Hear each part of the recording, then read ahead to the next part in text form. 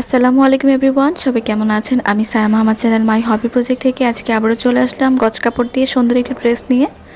আশা করি আজকের ভিডিওটি আপনাদের অনেক ভালো লাগবে। আমি দেখতেই পারছেন কত সুন্দর একটা ড্রেস বানিয়েছে, 3 পিস বানিয়েছি। আর সম্পূর্ণটা কিন্তু আমি গজ কাপড় এবং লেস দিয়ে বানিয়েছি। দেখুন, আর এটা কিভাবে সেলাই করেছি, ডিজাইন করেছি, সম্পূর্ণ ডিটেলস শেয়ার করব। চাইলে কিন্তু নিজের ড্রেস বানিয়ে কিন্তু বাহিরে পরার মতো ড্রেস বানানো যায়, আর দেখতেও কিন্তু অনেকটা সুন্দর, যেমনটা মার্কেট থেকে আমরা কিনে আনি তেমন পাকিস্তানি ড্রেসের মতো গর্জিয়াস হয়েছে, তাই না?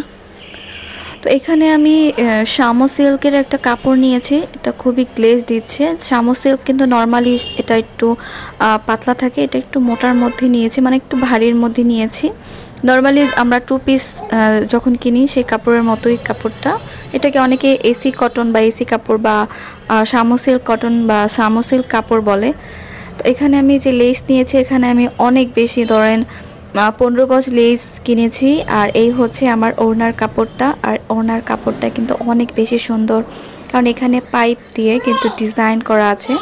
হ্যাঁ, আর এখানে কিন্তু একটা মোটা যে লেস কিনেছিলাম, এই মোটা লেসটাকে এখন আমি 2 ভাগে ভাগ করছি। আমি সালোয়ারে ডিজাইন করব এবং বাকি যে ডিজাইনটা থাকবে সেটা গলার মধ্যে বসাবো। তো সালোয়ারে কিন্তু এত মোটা পাটিশ বা মোটা ডিজাইন দিলে ভালো লাগে না। তো সালোয়ারের যে বর্ডারটা, সেই বর্ডারটা আমি নিজে কমপ্লিট করেছিলাম, সেভাবে প্যান্ট কাটিং করে সেলাই করেছি। তো কমপ্লিট সেলাই করার পরে আমি কাপড়ের উপর হচ্ছে লেসটা বসিয়ে দিচ্ছি। এতে করে আমার সালোয়ারের ডিজাইনটা আরও বেশি সুন্দর হবে এবং ইউনিক দেখা যাবে।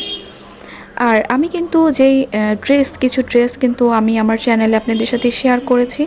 আপনাদের কাছে আমার ড্রেস বানানোর ভিডিওগুলো কেমন লাগে এটা কিন্তু আমাকে কমেন্ট করে জানাবেন, তাহলে আমি আরও উৎসাহ পাবো, আরও সুন্দর সুন্দর ডিজাইনের ভিডিও আপনাদের সাথে শেয়ার করব। আর এটার কাটিংটা শেয়ার করিনি, কারণ কাটিং আপনারা নিজেরাই করতে পারবেন নর্মালি ড্রেসটা যেভাবে কাটিং করা হয়। তো এখন আমি হাতার সেলাইটা করছি। দেখুন, হাতায় কিন্তু 1/2 ইঞ্চি ভাঁজ করে ভাঁজের উপরে কাপড়টা বসিয়ে সেলাই করে দিব।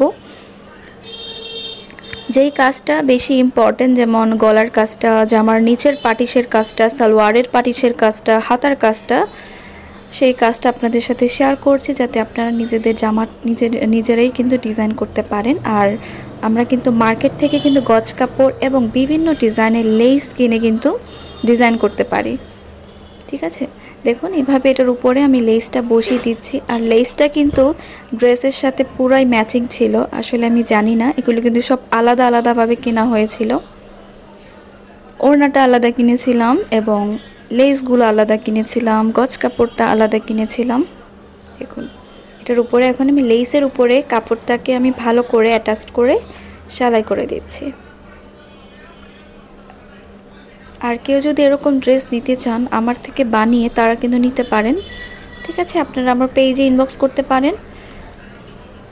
এখন আমি দেখুন জামার নিচের অংশের কাজটা করছি।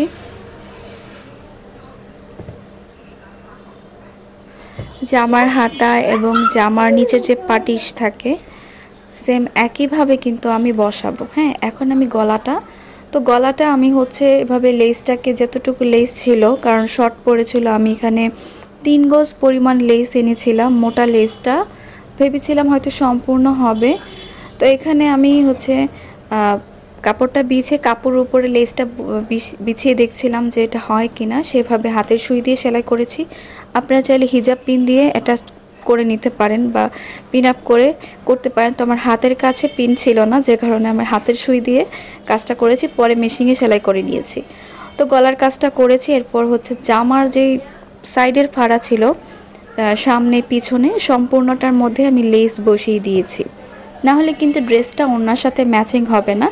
সম্পূর্ণভাবে ম্যাচিং করার জন্য কিন্তু আমি এই কাজটা করছি। আর দেখতেও কিন্তু অনেক বেশি সুন্দর। ওড়নার নিচেও আঁচলে কিন্তু আমি লেস দিয়ে দিয়েছি।